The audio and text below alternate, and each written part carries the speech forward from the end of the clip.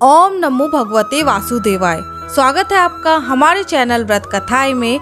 आज हम बात करेंगे श्रावण माह में सुनी जाने वाली पुत्रदा एकादशी व्रत कथा के बारे में।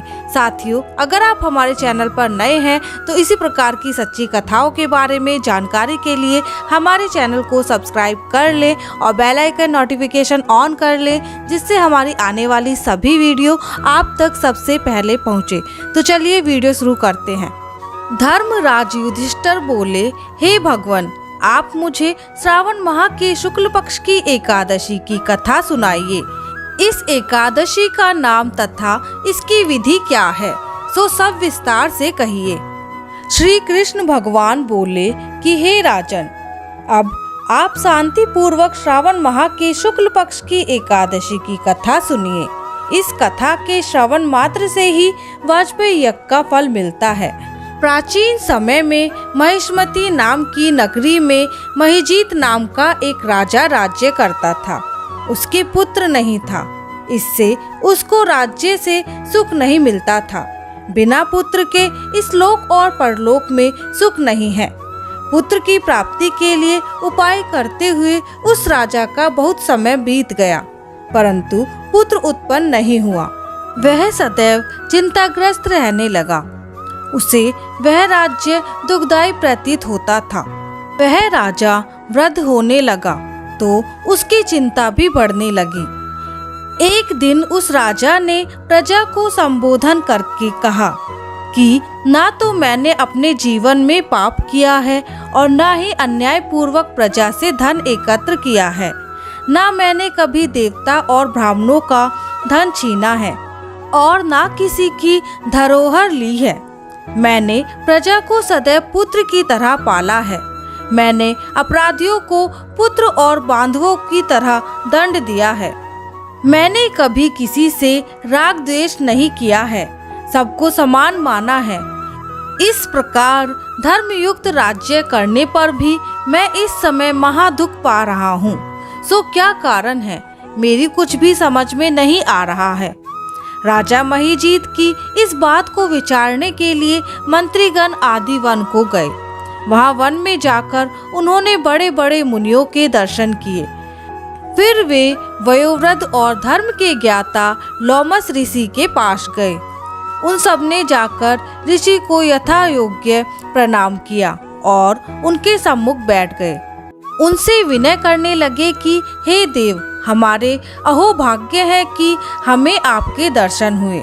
इस पर लोमस ऋषि बोले कि ब्राह्मणों, आप लोगों की विनय तथा आपके सद्व्यवहार से मैं अत्यंत प्रसन्न हूँ। अब आप मुझे अपने आने का कारण बतलाइए। मैं आपके कार्य को अपनी शक्ति के अनुसार अवश्य ही पूरा करूँगा, क्योंकि हमारा शरीर ही परोपकार के लिए बना है। इसमें किंचित मात्र भी संदेह नहीं है। लोमस ऋषि के ऐसे वचन सुनकर सब बोले कि हे महर्षि, महिष्मती नाम की पुरी में एक महिजीत नाम का एक धर्मात्मा राजा है। वह प्रजा का पुत्र की तरह धर्मानुसार पालन करता है, परंतु फिर भी पुत्रहीन है।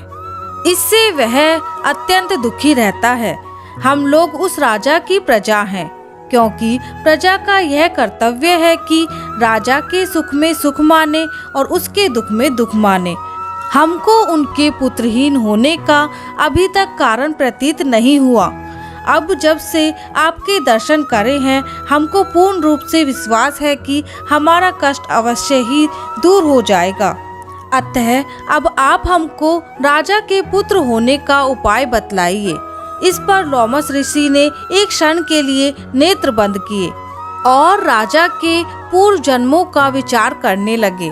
विचार करके बोले कि हे ब्राह्मणों, यही राजा पिछले जन्म में अत्यंत निर्धन था तथा बुरे कर्म किया करता था। एक गांव से दूसरे गांव को घूमा करता था। एक दिन वह ज्येष्ठ मास के शुक्ल पक्ष की द्वादशी के दिन 2 दिन से भूखा था। दोपहर के समय एक जलाशय पर पानी पीने गया। उसी समय की ब्याही हुई प्यासी गऊ भी वहां पानी पी रही थी। राजा ने उसको प्यासी ही हटा दिया और स्वयं जल पीने लगा। हे ब्राह्मणों, इसलिए राजा को यह दुख भोगने पड़ रहे हैं। एकादशी के दिन भूखा रहने से उसको राजा होना पड़ा और प्यासी गौ को हटाने से पुत्र के वियोग का दुख भोगना पड़ा।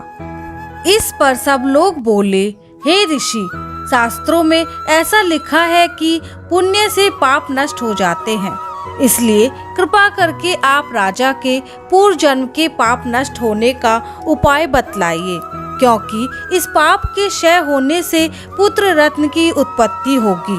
ब्राह्मणों के ऐसे वचनों को सुनकर लोमस ऋषि बोले कि हे ब्राह्मणों, यदि श्रावण माह के शुक्ल पक्ष की पुत्रदा एकादशी को तुम सब लोग व्रत करो और रात्रि को जागरण करो और उस व्रत का फल राजा को प्रदान कर दो, तो तुम्हारे राजा को पुत्र रत्न पैदा होगा। मंत्रियों सहित समस्त प्रजा लोमस ऋषि के वाक्यों को सुनकर प्रसन्नता पूर्वक अपने नगर को वापस आए। उन सब लोगों ने श्रावण मास के शुक्ल पक्ष की पुत्रदा एकादशी को लोमस ऋषि की आज्ञा अनुसार विधि पूर्वक व्रत किया और द्वादशी को उसका फल राजा को दिया।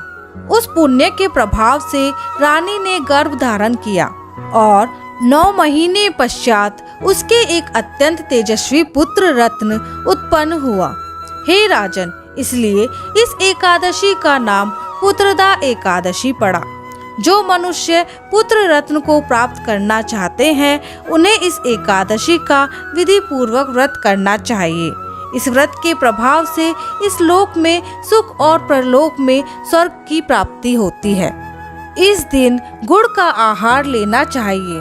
तो साथियों, आशा करती हूँ कि आपको हमारी वीडियो पसंद आई होगी। इसी तरह की वीडियो देखने के लिए और हमारे साथ जुड़ने के लिए हमारे चैनल को सब्सक्राइब करना ना भूलें और हमारी वीडियो को लाइक करें और ज़्यादा से ज़्यादा शेयर करें।